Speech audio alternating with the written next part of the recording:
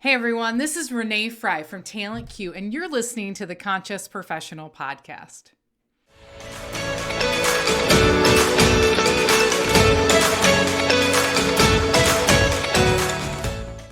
More people than ever want to be happy in their career and personal life, but they're going about it all wrong.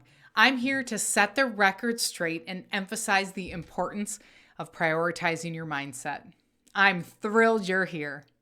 We spend far too much time at work to not enjoy what we do and feel happy in our careers.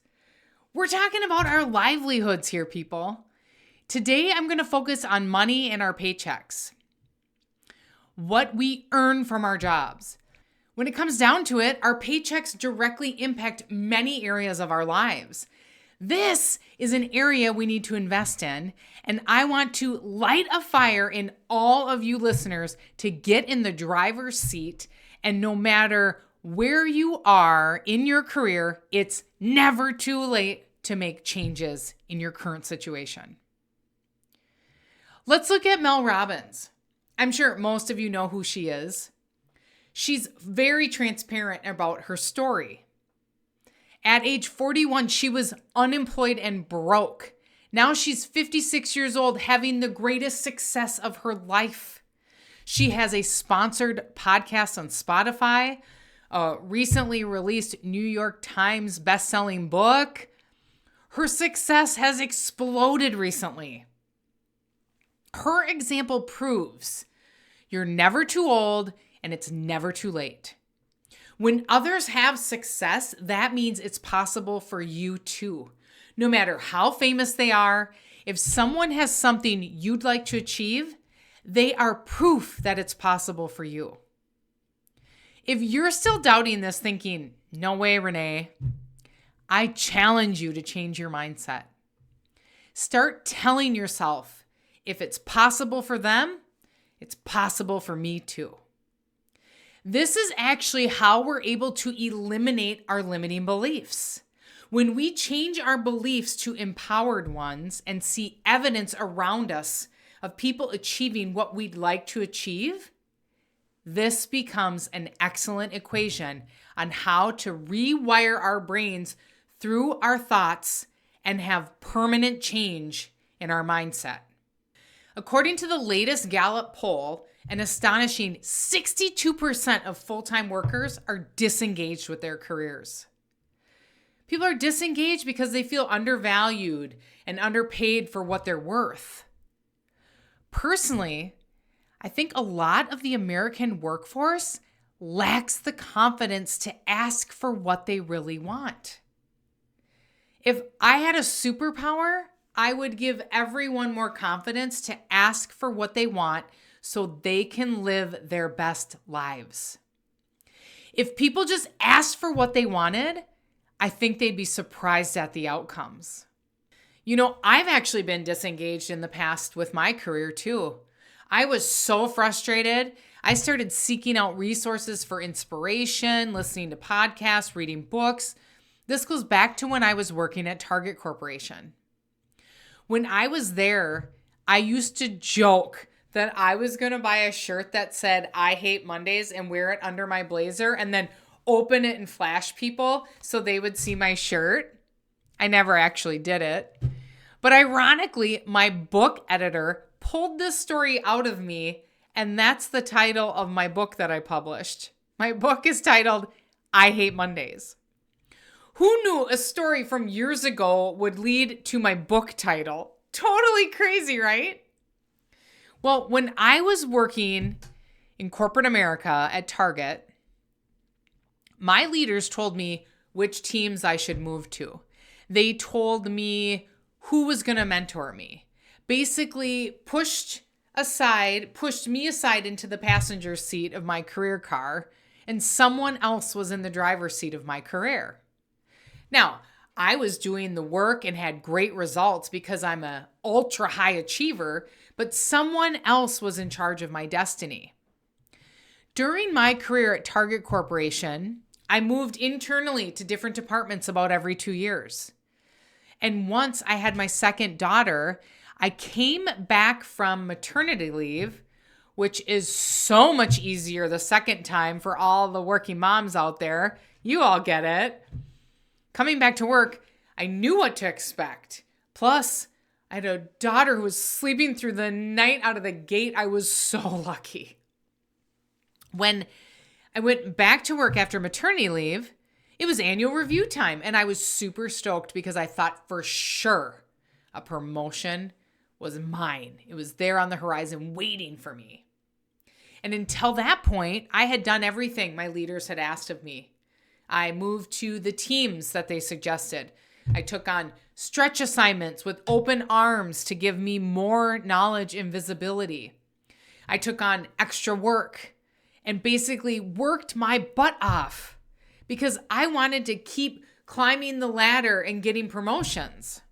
The second day after being back from maternity leave, I walked into my review with my manager at her office. There was no promotion. Instead, she gave me a bonus. The bonus was great. Extra money was great, but I was pissed. I had smoke coming out of my ears. I wanted to know why I didn't get promoted. I left her office. I took a walk to cool down. I came back to the office and asked my manager if I could chat with her. I sat down and communicated to her I had done everything Target had ever asked of me. I had phenomenal results that year. I had received phenomenal performance reviews. I was liked by my peers. And then I said, people are getting promoted around me, and I needed to know why. What are they doing that I'm not doing? And that she needed to talk me off the ledge. Then I shut up and stopped talking. I didn't say a word. My boss started talking in circles. She didn't tell me why, but eventually our conversation was over, so I went back to work. The next day, she raced over to my desk and said there was an opportunity for another promotion on another team. And at Target, it was called the SWAT team. And no, they didn't have weapons and bulletproof vests, but this was the exact team I wanted to be on. These were the elite recruiters at Target who jumped in and out of different departments. They recruited across the whole company while mentoring the recruiters in those specific areas. This was my ideal team because I loved learning about different departments, bouncing around to new areas, learning difficult work profiles. I was an expert recruiter. I have deep curiosity about people and the work that they do. And when working with hiring leaders, I go beyond the job description to uncover what they truly need in their next hire. Finding the right person is more than just matching hard skills. It's about understanding the right personality that will be the best long-term cultural fit. I ask the leaders questions that they've never considered, which ensure I have the insights needed to connect them with the best candidate for their open role. On the SWAT team, I felt I could provide the most value to the organization using my talents and my ability to bounce department to department, learning what people needed. My boss came back and shared that I need to interview for the promotion. And in my mind, I was laughing because I was like, I know all the leaders that I'm going to interview with. They even made me go through the assessments again, which I hadn't done since I was originally hired at Target. I thought I already did all that crap, right? So I played their game. I went through the interviews. I did the assessments for the promotion, and I ended up getting promoted. I was thrilled. I still thought it was hilarious that I needed to interview because I knew the entire interview team very, very well. But that's corporate America for you. After going through this, I actually reflected on the whole situation. I was really proud of myself because unlike others who were just handed promotions, I had asked for it, interviewed for it, and earned this promotion. It wasn't handed to me. And one of my number one values is integrity. And having to go through this approach just cemented my integrity. After being disengaged and experiencing loads of corporate bullshit, I knew I was destined for more. I knew I had the chops to be an entrepreneur. I had a fire in my belly. My passion was recruiting. So naturally, it made sense for me to open my own recruiting firm, which would allow me to be innovative without dealing with red tape and fly without limits. That's when I started formulating my business plan. I had it all written out, ready to go 2 years before I actually left. And to some of you, that might seem like overkill, but that was part of the plan that worked for me and my husband. And don't let the 2 years intimidate you. Your timeline might be 3 months. I've strategized with my coaching clients on a variety of deadlines. Everyone's timeline might be different. And if you're frustrated and disengaged at work, I created a simple formula you can do. It's 3 simple steps I call ICE. Identify, create, and evaluate. Identify everything you dislike about your job and write it down. Is it your commute? Does your boss micromanage you? Is there too much red tape to get any work done? Whatever comes down, just write it down. Step 2 is create. Create a list of what you want. Write down everything you can think of. No limits. Maybe you want to manage a team. Maybe you want a supportive boss. Maybe you want autonomy. Nothing is off limits. Write it all down. Step 3 is evaluate. Evaluate your list from step 2 and cross off what you can live without. And keep doing this, going through the list and crossing off items and narrowing your list down until you have about 3 to 5 things left. These should be the items that are most important to you. Circle these ones. These have now become your non-negotiables. For example, maybe it's the flexibility to work from home. Maybe it's having health insurance benefits if you're the sole provider for your family. When you are job searching, do not waver on what's most important to you. Kind of like when you buy a house. You have a list of must-haves.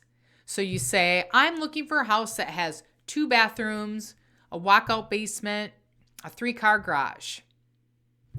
You're not going to waste your time and look at houses with a 1-car garage or that don't meet your requirements. Now, to make sure the company will fulfill on your job musts or your non-negotiables, you need to ask very specific questions during your interview to identify and uncover if they're able to meet your needs. The reality is, interviewing is like dating. We need to redefine the process as a 2-way street. You're interviewing the company as much as they are interviewing you. It's a total 2-way street. Lastly, if you're disengaged, you need to ask for what you want at your company or find a company that will give you what you want. This takes tremendous courage, but I know you have it within you. You have the courage inside of you.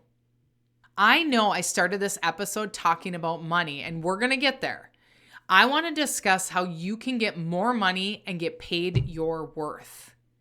I want all of you inside in your mind to sing and shout, "Show me the money," like Tom Cruise and Jerry Maguire. You need the confidence to do so first. I analyzed all the ways people can get more money and wrote an ebook called The Pay Raise and Promotion Black Book. This ebook details out 39 different ways to get paid more money. I'll share the top 2 ways with everyone right now. If you like where you work, you can stay grounded and ask for a raise or promotion at your current company. That sounds much simpler than it is, but it can be done. When I worked at Target Corp, I negotiated a raise that took me 1 year to get. I did this by communicating how I felt to my boss. I presented my accomplishments and brought my supporting data. My manager was awesome. She was so supportive and kept me informed of the progress she was making. And 1 year later, it happened. I finally got a raise. My boss shared with me that my raise needed SVP approval. We're talking Senior Vice President of HR. The highest level leader in human resources at a Fortune 30 company had to approve my raise. She probably didn't even know who the heck Renee Frey was. The other way to earn more money is to fly the coop and switch employers. When you switch employers, you can expect at minimum a 10% pay increase or even more for changing jobs. Employers want to attract people to quit their current job and come work for them. They got to make it enticing. This is why companies offer significant pay raises to people to come join their companies. After all, you're taking a risk by joining a new company. You'll have new processes to learn, new people to build relationships with. You'll have to figure out how to get work done. In exchange for you taking the risk, they are compensating you with money for that risk. Now, if you've decided to fly the coop, I've hired for the big dogs like Amazon, Target, 3M Cargo, some of the world's most coveted employers on the planet. And I want to share some secrets about getting hired at a company like this. First off, some people only focus their energy on getting in with those big companies. Sure, they're bright and shiny and have huge budgets for employment branding to attract candidates. But if you're only focused on the big dogs, you could be missing out on thousands of opportunities or the perfect opportunity by not considering other smaller companies. Everyone has a cultural preference, an environment in which they can thrive in. For example, I started college at the University of Minnesota in the Twin Cities. I sat in auditoriums with over 400 people in one class. That was like my whole high school's graduating class. I couldn't stand being a number. Not knowing my professors, I hated it. So I ended up transferring to a much, much smaller university. I ended up at the University of Wisconsin, River Falls, where the class sizes were around 20 people. All of my professors knew my name. I thrived in that environment. Figuring out what environment will jive with you takes trying out different ones because you'll never know until you're in it. You may be like me and think one thing like, oh, I'll love a huge university in the big city and then end up hating it. I should have listened to my mom. She said the U of M's too big for you. She was totally right. My juicy secret to getting hired at any company, large or small, is to become an employee referral. Referrals are the leading source of great candidates for 88% of employers. When people vouch for you, it is huge. No one is going to recommend a dud. That would reflect poorly on them. They will refer great people who they want to work with too. Another behind the scenes secret is employee referrals go to the top of the candidate pool list. The internal recruiters have to review all the employee referrals and actually look at resumes in a certain number of days. So you're guaranteed to have your resume looked at. Aside from that, when you apply to the black hole, there are no guarantees your resume will be viewed. So become an employee referral. For those of you who may not know what I mean by the black hole, it's when you apply to a job online and you never hear anything back. You've applied to the black hole and now your resume is lost in la la land. You have no idea what's going on behind the scenes. Another way to get hired is to have a standout resume. Did you know recruiters and hiring leaders only look at the top quarter of your resume and in 7 seconds determine if they're going to read your resume or put it in the recycle bin? 7 seconds.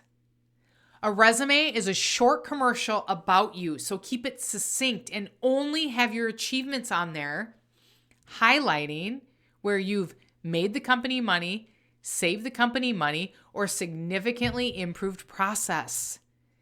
And make sure you show all those great results with data. I see so many job seekers write statements on their resume that are all subjective, basically fluff. You need to have statements that are objective, that show your results with data. That's powerful. Let's go deeper on common themes I see when I'm working with people who are looking for a job that makes them happy. First off, it's not uncommon for someone to shed tears and get very emotional in the first few minutes of our conversation. These people feel incredibly stuck and they can't see the forest through the trees, which actually breaks my heart because I've been there.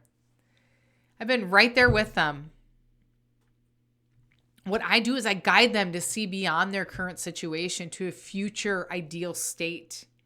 It's really a self-discovery phase where I'm asking questions and they're doing all the work. Another theme I see is around their mindset.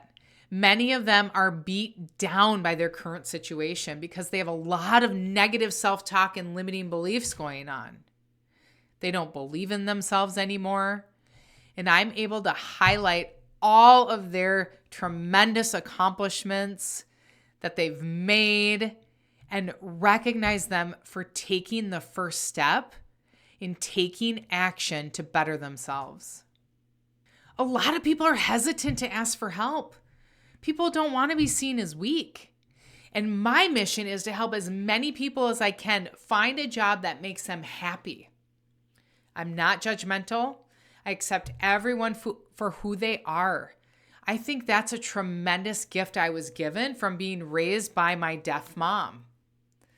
Back in the day when we were at a store together and when I was little, I had to interpret in ASL for her, and I saw people blatantly ignore her.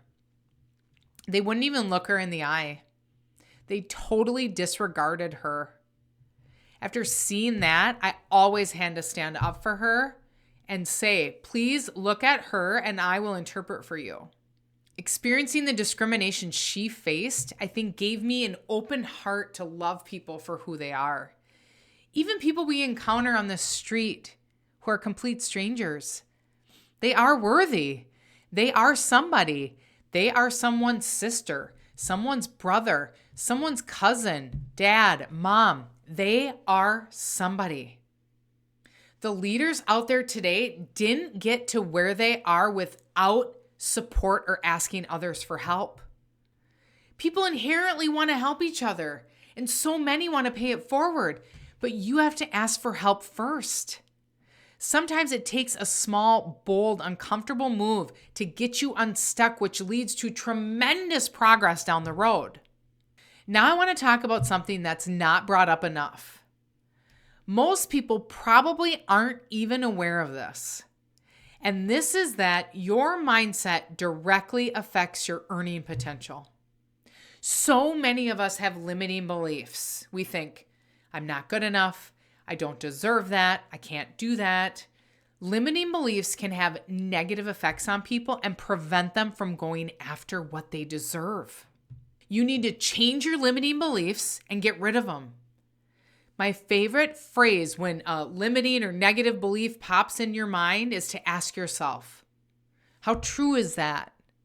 So if a thought pops into my mind and I think, I'm not good enough, I stop right there and I ask myself, how true is that, Renee, that I'm not good enough? Then I answer my question. It's not true. I'm plenty good enough and I'm worthy and deserving. You must believe you are worthy to earn as much money as possible. There is an unlimited supply of money available to all of us.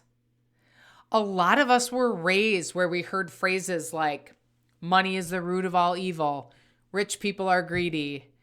And when we're young, until about the age of 7, our subconscious mind is taking in everything as truth. This was designed to keep us safe, so that everything our parents taught us, how we were raised, is embedded in our subconscious minds. As adults, we have logic. And we begin to realize so much of what we learned was untrue. Money is actually not the root of evil. It can actually provide you with a wonderful, abundant lifestyle and the ability to support causes that you care about. Whatever beliefs you have in your mind that were put there as a young child, you have to unpack and reevaluate them to find the truth, which takes a lot of work. You also have to be open to receiving the money. I had a huge issue receiving money when I first started my business. I kept having very similar revenue the first couple years, year over year. My revenues were extremely close, like within $300. So frustrating. It was like there was a lid on my earning potential.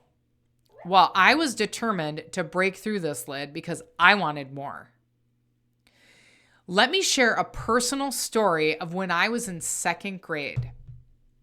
My mom showed up at school and told me to gather my things and I wasn't coming back. I was so scared. I had no idea what was going on. We moved out of my dad's house that day. He was an alcoholic and my mom was fed up, so we left. And my dad would show up on the weekends to spend time with us. And when he came, he'd bring us lavish gifts. He had a lot of money and my mom was broke because she didn't have a job. She was a stay-at-home mom. She had relied on my dad's income and he wasn't providing any child support. He'd come on the weekends, bring fancy fishing poles, basketballs, brand name clothes, all sorts of fancy gifts. I became an adult, I began working on unpacking my subconscious beliefs, and they were directly tied to my childhood. And then one day I was at David Nagel's The Art of Success Summit during lunch, sitting at a round table. It's about 8 people. And out of the blue, I slammed my hands down at the table because I had a huge epiphany. The reason I had this lid on my income potential and business revenue was because it goes back to when I was in second grade. My dad bringing these lavish gifts, I would receive them with open arms and excitement, while my mom looked totally resentful because she couldn't give us these things. She could barely afford to put food on the table. So as I grew up, my subconscious mind prevented me from receiving things because this was buried deep in my subconscious mind. The month after I discovered this, we hit the highest revenue in my business ever. I was so excited. The lid was lifted off my potential, and I've worked so hard on having a growth mindset. Growth mindset people know we can learn anything we want. And when faced with challenges, we rise up and we keep going no matter what. If we fail, we learn from it. We keep going. We know our attitude and actions determine our results. So now I want you to determine what you truly want and ask for it. You hold the power of your happiness. What's the worst thing that can happen? They say no? Big deal. I encourage you to never stop looking until you find it. If you'd like to grow your network, connect with me on LinkedIn. My profile is always linked in the show notes. You can also find my book, I Hate Mondays, on Amazon, available in paperback and Kindle, which is linked in the show notes as well. I want you to love your job, earn your worth, and make things happen. So what are you waiting for? Let's get to work. So the key points from today's episode are: you're never too old or too late to change your career path and become happier in your job. Asking for what you want in your career will open unexpected doors and lead to better opportunities. Your mindset directly impacts your earning potential, and getting rid of your limiting beliefs will unlock new financial possibilities. Thank you so much for listening, everyone. Share this episode with someone you love and go make one change to be better than you were yesterday. Live your life with intention. I believe in you. I'm on a mission to help as many people as possible. So if you would, please hit the follow button so we can grow our community of conscious professionals. Whether you're listening on Spotify or Apple, you can find the button at the top of the page. See you next week. Cheers, everyone.